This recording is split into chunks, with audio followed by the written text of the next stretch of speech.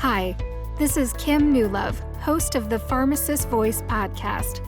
I'm publishing one podcast episode per day in the month of November 2020 as part of a challenge called NaPodPoMo. It stands for National Podcast Post Month.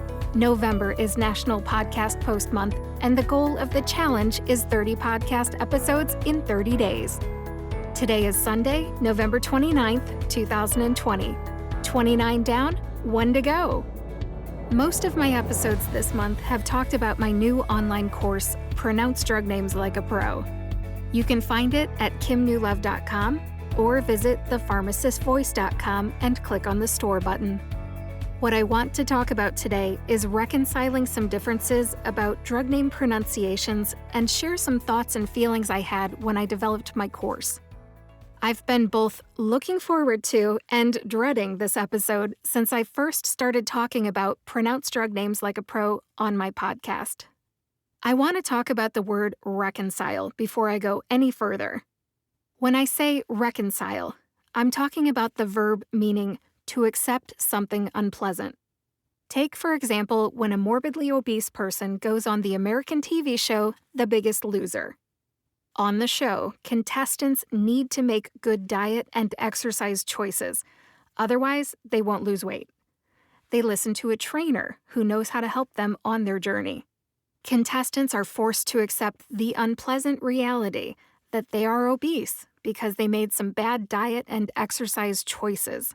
As they transform in front of our eyes on TV, they have to reconcile the differences between the choices they made before the show and the ones they must make now. They end up accepting something unpleasant. After the finale of The Biggest Loser, what happens? There's no more cameras, no more professional trainer, no more fully stocked kitchen with healthy food choices. Just like the rest of us, they have to plan meals, shop for food, prepare meals, manage their households, work at least 40 hours a week, and so on. Ultimately, they have to stay on the right path or risk relapsing back into obesity. Making the right choices is hard whether we're talking about food or pronouncing drug names. I had to make some tough choices, like getting my information from the right sources. I'll give you some examples of differences I had to reconcile while building my pronunciation course. Here goes. Drug names that start with the same few letters are not always pronounced the same way. Take, for example, hydroxyzine and hydroxychloroquine. They both start with the same 7 letters. But are those 7 letters pronounced the same way? Listen again. Hydroxyzine, hydroxychloroquine. In my course, I explain why something that has an identical spelling does not have an identical pronunciation. In a nutshell, it's because the written pronunciations are different from the way the drugs are spelled. To find out how a drug name is pronounced, you have to look at the written pronunciation, not the spelling of the drug name. Drug names are not normal English words. They can't be sounded out.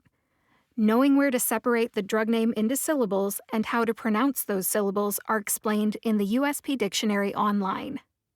Here's another example. Look at any generic drug name that starts with the 3 letters OXY. Again, identical spelling does not guarantee identical pronunciation. 3 examples are oxytocin, oxycodone, and oxybutynin. When I learned the drug name oxycodone, it was pronounced oxycodone. The official pronunciation in the USP Dictionary Online is oxycodone. I had a really hard time reconciling that difference.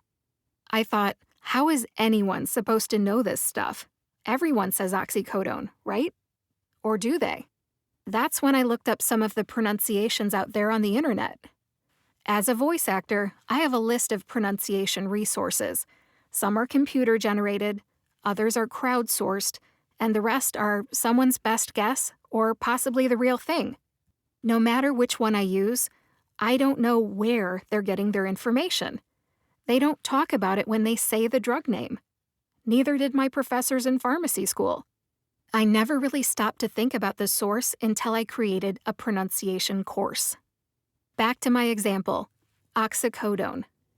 If you listen to the many options out there, you will hear some people call it oxycodone, others call it oxycodone, Still, others call it oxycodone. There are others out there too, I'm sure. I felt like a judge in the Olympics trying to reconcile the differences in these pronunciations. Who gets the gold medal? Who's right? In my opinion, one is right, it gets the gold medal. The others are only on the podium, getting the silver and bronze medal because they are accepted as common mispronunciations.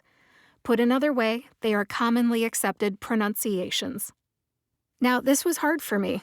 What it really came down to, for the purpose of creating a pronunciation course, I sided with the people naming the drugs. It makes a book with a written pronunciation the judge instead of me. Back to the people who name drugs. I would never tell a parent how to pronounce their own child's name, just like I would never tell the people who name generic drugs or brand name drugs how to pronounce what they just named. The United States Adopted Names Council and brand name drug sponsors name drugs with safety in mind. Drug names need to be pronounced a certain way, so we are all on the same page with safety in mind. It's November 2020, and we are in the middle of a pandemic. This is a very niche topic. I get that drug name pronunciations are not everybody's priority right now, but I still care very much about this topic, so I'm going to just get my opinion out there on this podcast today, pandemic or not. Just like contestants on The Biggest Loser have to reconcile the differences between what got them on the show and what helped them get to their goal weight, we all have a choice on whether or not we're going to do something the right way. Today, we're talking about pronouncing drug names correctly. I propose we all get on the same page. How can we all get on the same page? I propose that the people naming drugs put the official pronunciations out there for free for everyone to easily access.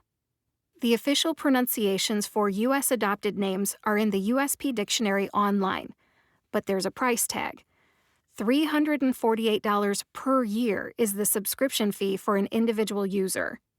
Some colleges and universities have access to the USP Dictionary Online for faculty and students through their medical libraries. I think that's great. It's not something the average person would have access to at a local public library, though, and that's unfortunate. I appreciate the USP Dictionary Online, but it breaks my heart that the correct pronunciations of U.S. generic names are behind a significant paywall. $348 per year is an expensive reference. Because the average person doesn't even know where to look for correct drug name pronunciations, or they can't afford $348 per year even if they know where to look, they go wherever they can get their needs met. They go to Google and YouTube. Really, they go wherever they can get their needs met immediately because they just need an answer and they need it now. The average person doesn't consider the source of the information. They don't think about whether the person who named the drug is the source of the information. As a result, anyone who's informed about drug name pronunciations experiences the nails on a chalkboard feeling when the incorrect pronunciation is used. Just think of how many times, as a pharmacist, you hear a commercial on the radio or on television. Maybe a lawyer is advertising a class action lawsuit, and a drug name is in the script. The drug name is mispronounced because the source of the information did not have the correct pronunciation. The United States Adopted Names Council selects non-proprietary or generic drug names in the U.S. I hold the United States Adopted Names Council in high regard. However, I challenge them to make the pronunciations widely available where information seekers can access it.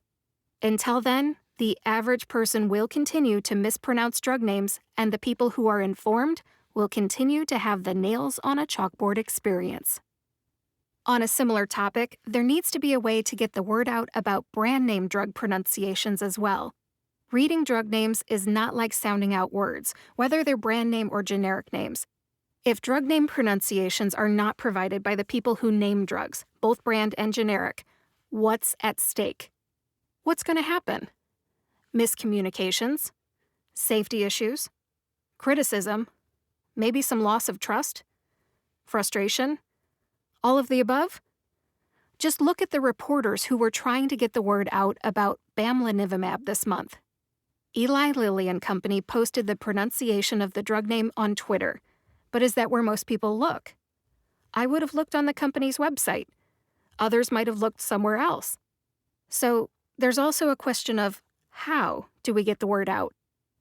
I'm going to switch gears just a little bit now and talk about an opportunity right in front of the institutions of higher learning. I'm talking about pharmacy schools, nursing schools, medical schools, and so on. If we don't teach our young people the right pronunciations while they're in school and where to look for them once they graduate, drug name mispronunciations will continue.